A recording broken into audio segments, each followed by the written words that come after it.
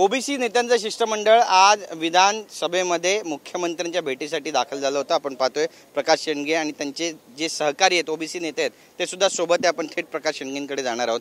आज ओबीसी नेत्यांची बैठक ठेवण्यात आली होती आणि मुख्यमंत्र्यांची तुम्ही भेट घेतली, काय या भेटीमागचं गमक?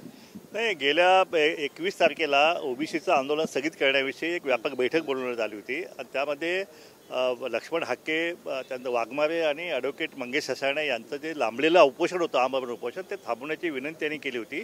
आणि त्या आंदोलनाचे विषय जे होते की सगळ्या स्वयंपाचा GR जो आहे तो स्थगित केला गेला पाहिजे, कुणबी दाखले देण्याचं जे सुरू आहे खेबापद वाटण्यासारखं त्याला कुठं थांबवलं गेलं पाहिजे आणि जरांगेची नवीन मागणी जी आहे की सरसकट सगळा मराठा समाजाला कुणबी म्हणून त्यांना सर्टिफिकेट द्यावे अशी मागणी होती। या मागणीच्या विरोधामध्ये हे आंदोलन सुरू होतं आणि हा विषय जो आहे हा विषय त्या बैठकीमध्ये 21 तारखे त्यामध्ये सगळे दोन्ही DCM होते, CM साहेब होते, सगळे मंत्री होते, अधिकारी होते, व्यापक चर्चा झाली। त्यामध्ये हा विषय जो आहे सर्वपक्षीय बैठक जी आहे ती बोलून त्याच्यामध्ये हा विषय जो आहे आम्ही मार्गी लावू अशा प्रकारे आम्हाला आश्वासन दिलं होतं। पण गेल्या 29ला बैठक होणार होती, ती बैठक झाली नाही।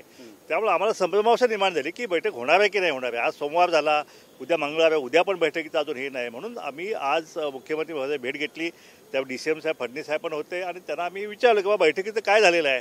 त्यामुळे या अधिवेशनाच्या व्यस्ततेमुळे हे बैठक होऊ शकली नाही, पण कुठल्याही ही बैठक जी आम्हाला घ्यायची आहे आणि ह्या आठवड्यात आम्ही ती बैठक आम्ही घेणार आहोत। त्याचप्रमाणे जी मंत्रिमंडळ उपसमितीची बैठक जी आहे, सब कमिटी जी आहे ती गेल्या कॅबिनेटमध्ये होईल अशी आमची अपेक्षा होती, तर ती सुद्धा झालेली नाही आहे।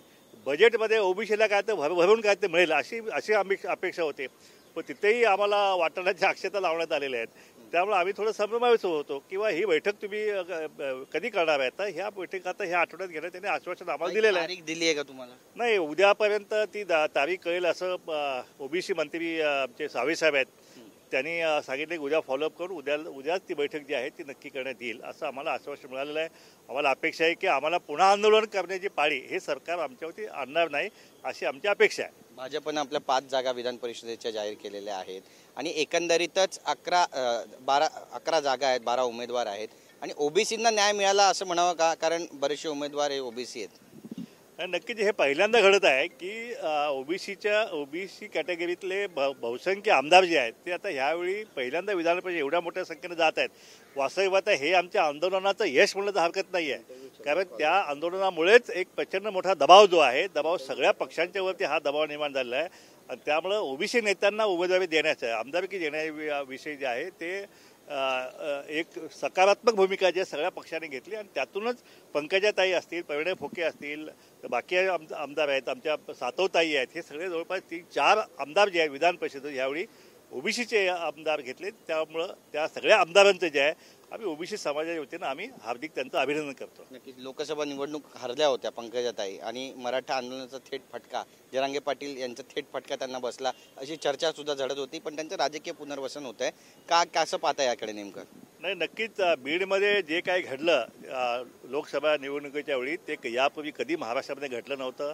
मराठा आणि ओबीसी दोन एकमेकाविरुद्ध जे आहे ते उभा टाकलेला या महाराष्ट्रात पहिल्यांदाच पाहिलेला आहे आणि त्याचा फटका जो आहे तो पंकजाताईंना बसला आणि त्या पडल्या, पण त्यांचं राजकीय पुनर्वसन जे आहे ते केलं गेलं पाहिजे अशी सगळ्यात ओबीसीच्या सगळ्या जनमानसाची भावना होती आणि त्या भावनेचा आदर करून भाजपने त्यांना पुन्हा विधान परिषद संधी दिलेली आहे। त्याबद्दल त्यांचं मी पंकजाताईंचं अभिनंदन करेनच मी, परंतु त्यांना पुन्हा मंत्रिमंडळात स्थान देऊन त्यांचं जे काय राजकीय म्हणजे मुंडे साहेबांची कन्या म्हणून त्यांना मंत्रिमंडळात स्थान देऊन पुन्हा एकदा सत्तेमध्ये त्यांची भागीदारी त्यांना द्यावी अशी मागणी जी आहे ओबीसी समाजाकडून होत आहे। धन्यवाद आमच्याशी बोलल्याबद्दल। तर आपण पाहतोय की पंकजाताईंना मंत्रिमंडळात स्थान द्या असं ओबीसी नेते म्हणतायत, नेमकं सरकार याबद्दल विचार करणार आहे का पाहणं महत्त्वाचं ठरेल। कॅमेरा पर्सन सिद्धेश नाईकसह गिरीश गायकवाड, TV9 मराठी, मुंबई।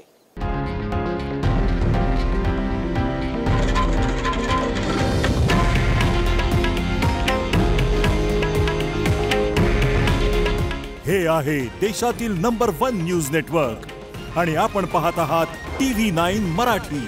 काळजी तुमची, हित महाराष्ट्राचं।